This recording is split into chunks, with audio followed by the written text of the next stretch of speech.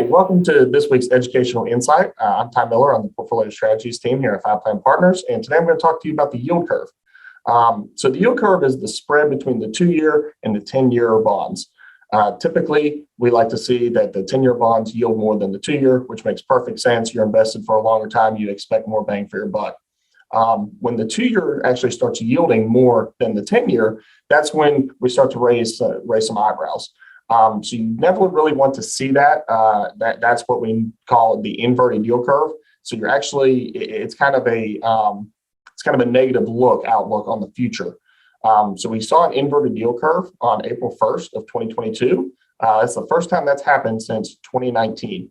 But and a lot of people associate this with a recession. Well, it's not typically always the case.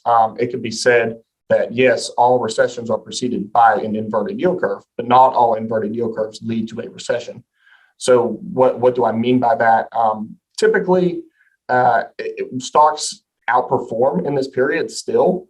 You would think that, if you're going into a recession that doesn't look good for equities, but that's not necessarily always the case. In fact, on average, the S&P index gained another 29% on average for another 17 months after the last 4 inversions, as you can see in this chart here, which is a very interesting sign, meaning that the bull market is not necessarily dead. And another key point about the inverted yield curve is we always look at the 2 and the 10. Well, the Fed has actually started to look at another metric. They look at the 3-month and the 18-month to see if those invert. So as long as the 18th month is yielding more than the 3-month, they believe that we're okay.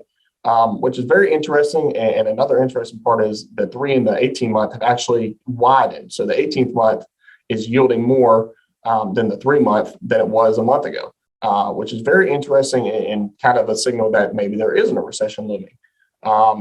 So that's just some typical points that we like to see. A lot of interesting data there.